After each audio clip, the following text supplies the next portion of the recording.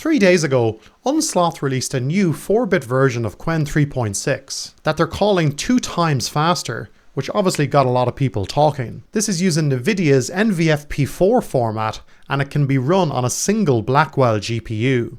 And here it is running completely locally on my own machine, driving the Pi coding agent. This is running on my local workstation here, which has an RTX 5090. And this 2.5 times faster number is very real. However, it's measuring throughput on a data center B200. Whereas I wanted to see how much of an improvement I'd get by running this on my own consumer graphics card. And as usual, the devil is in the detail when it comes to configuring and running models locally. So before we dive into the numbers, let's quickly explain what this model format is. This quant was released by Unsloth, who are a small team that take big open models and ship shrunk down optimized versions that run properly on your own hardware. And if you've ever downloaded a quantized model to run locally, the odds are it was one of theirs. So when Unsloth ships a new quant, people usually pay attention.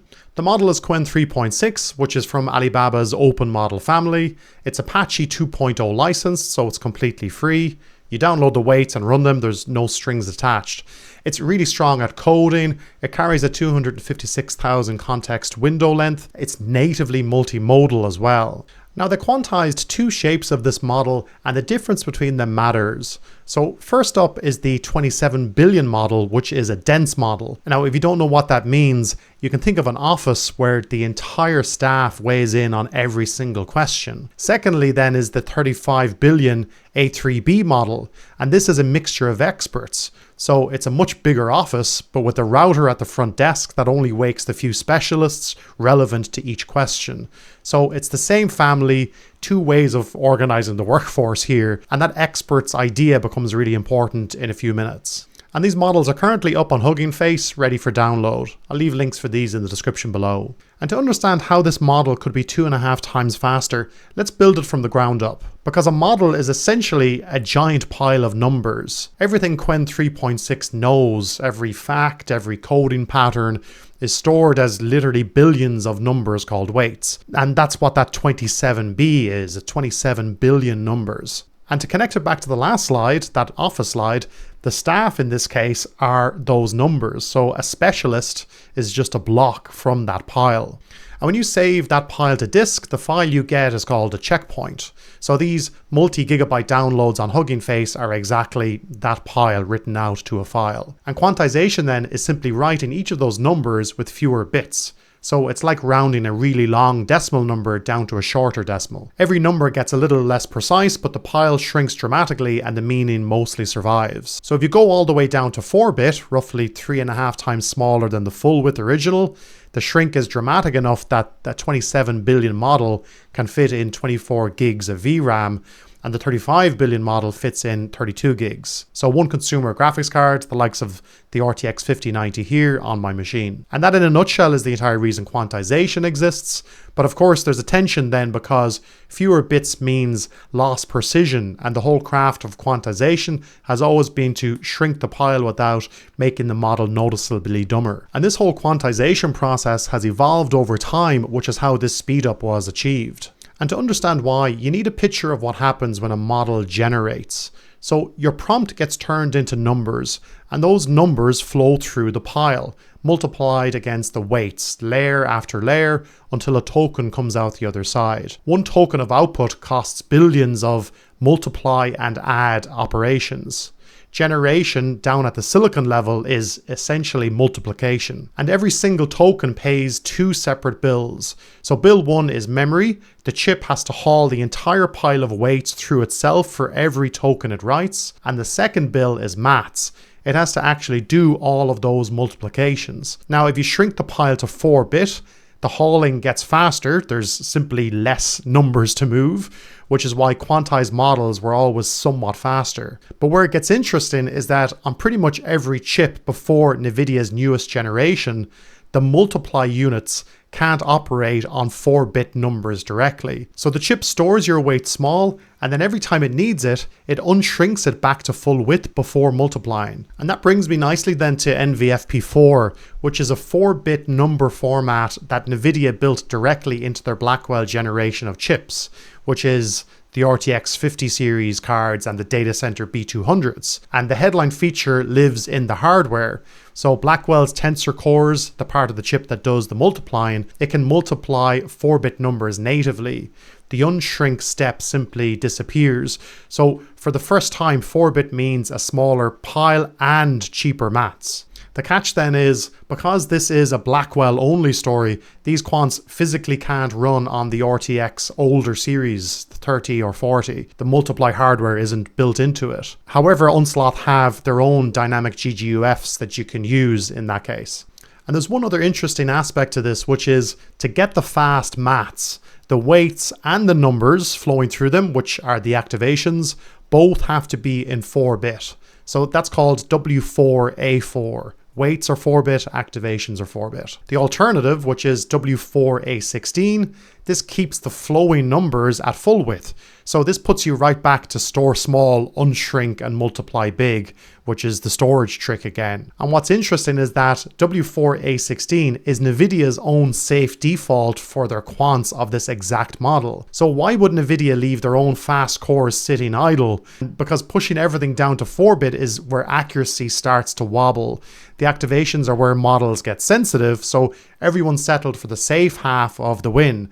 And that's exactly the trade-off then that Unsloth decided to take on with this release. Which then brings me to the dynamic approach that Unsloth took. So instead of choosing W4A4 or W4A16 for the whole model, they chose it layer by layer. The experts' own weights, for example, which are the specialists in that office picture, most of the pile in fact, they go fully W4A4, so that's the real 4-bit mats. Whereas the sensitive machinery stays wider, so the attention layers, the vision layers, the final output layer, all of that stays at either FP8 or full precision. That way they're spending the 4-bit budget where the model can actually take it in the experts, while keeping the precision where it actually can't. And that's what they mean by dynamic. And you can actually see this because the 35 billion model ships in 2 different versions. They have a fast one that sends every layer's experts to 4 bits, and that runs 1.79 times faster, whereas the standard one keeps the last 8 layers wide, and because of that it runs 1.56 times faster. And that way it's slightly more accurate with a slight gain on the MMLU Pro benchmark. And if we get back to these headline numbers, you can see in this throughput table on this B200 that the Unsloth Qwen, which is W4A4, is showing a lot faster, 2.5 times faster in fact, than NVIDIA's W4A16. And there's a full table below which shows an even bigger improvement from 2,400 tokens a second to 6,800. And the key word there is throughput, because this is a data center card. It's a server number, one GPU answering 128 users at the same time. And this entire improvement is not down to memory. It's not down to hauling the weights from one part of the card to another. It's simply the improvement in the mats, the 4-bit mats versus the 16-bit mats on the chip. Whereas if you're running this quant locally, it's a single user on a single card. So the mats isn't necessarily the problem, it's the memory bandwidth. And this is reflected in the decoding chart, which only shows a slight improvement. This cheap multiplication is only useful for those running inference at scale. There are still a couple of optimizations that you can make though to get the most from these models. The first one is the kernel, and this is essentially the program that runs the mats on the chip. And older kernels like the Marlin kernel don't actually support W4A4. So you need to make sure that you're using the Qt DSL or the flash infer kernel to get the most from your Blackwell card. And the second is where you're going to get all of your gains from running these model quants locally. And that's using multi-token prediction because it's baked into these checkpoints. This allows you to draft a number of tokens ahead, and essentially then you can verify all of the drafted tokens with a single pass using the bigger model. And verifying multiple tokens ahead costs the same as writing a single token. So checking is cheap, writing is expensive. So with MTP, where the drafter model generates a few tokens ahead and the main model verifies the whole batch in a single pass, the key dial then is how many draft tokens do you generate? This is the draft depth that you tune between 1 to 6. And 2 is the usual default, but it is hardware dependent. And this is the dial that you can actually tweak and change to get more tokens per second. So let's jump into the demo And let me just describe the setup here. So obviously a single GPU.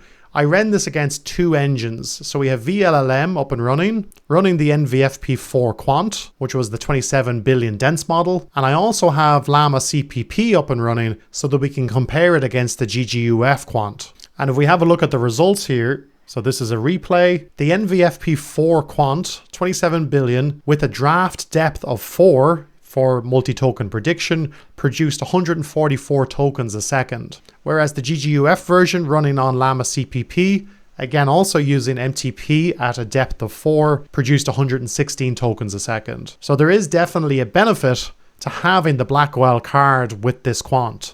And to show you how powerful MTP actually is, I compared this against the non-MTP version, and the Llama CPP version without multi-token prediction only produced 69 tokens a second. So it's a massive speed improvement by having MTP enabled, or an MTP model. The NVFP4 version on the Blackwell card, 64 tokens a second versus 144. So even though we're not able to produce the 2.5 speed increase that's down to the maths, we are able to produce a 2 times speed increase by using multi-token prediction. I have a full report on these tests that I'll leave a link to in the description below. But definitely for a solo dev on a single card, MTP or speculative decoding is the way to go. There was an interesting quirk though on the draft depth, because I found that the GGUF model was faster than the Blackwell version, the NVFP4 version, when the depth of MTP was set to 1 or 2 or even 3 tokens. But when that jumped to 4, 5 or 6, the NVFP4 format performed a lot better than the GGUF one. So this isn't really documented in Unsloth's post. It does say that you need to test it out on your specific hardware, and that's essentially what I did here on the RTX 5090. If you're in the world of building and deploying AI systems, then definitely check out our community, the AI Automators. We have hundreds of active builders all shipping real production systems. We run a number of workshops each week, so if that sounds like something you'd be interested in, definitely check out the link below. So let's put this quant to the test. Let's see these 144 tokens per second in action, and let's have it do some real work. I'm in the Pi coding agent here. I'm running it in a Docker container. I'm going to get it to build a small command line expense tracker in Python with an SQLite store, and I'll get it to write some Pi tests, and I'll have it iterate until it actually completes. So let's watch it in action. And you can see the 144 tokens per second. It's definitely generating at that pace. Okay, and we can see the folders and files appear. And you can see that the graphics card is maxing out. VLLM has taken up all of the GPU in this case. And it's working through the Pi tests, so it's iterating on the failures. And while that's working, it is worth noting that the benchmarks produced by Unsloth, they aren't coding benchmarks. They're actually knowledge benchmarks. So it would be interesting to see how this specific quant would perform on a coding benchmark. Okay, there we have it. All 40 tests pass. So let's test it out. So I've got it to seed some data and got it to move the database into the folder here. So we have 2 tables, categories and expenses. And we now have some dummy commands that we can run. So let's output all of our expenses. Perfect, that aligns with what's in our database. Let's filter by category. So total expense for housing is 535. Housing is category 4. And yeah, we have 3 transactions for category 4,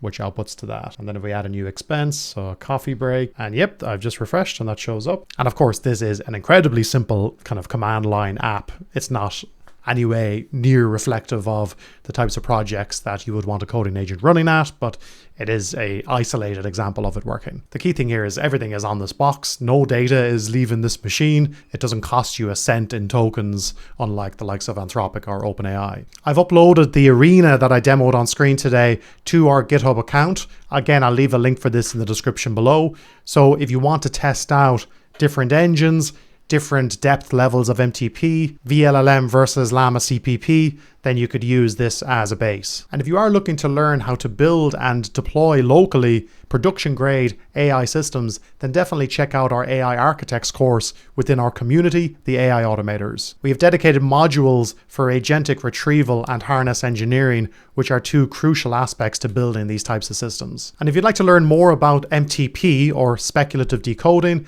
then definitely check out this video here on DeepSeek's DSpark. Thanks so much for watching, and I'll see you in the next one.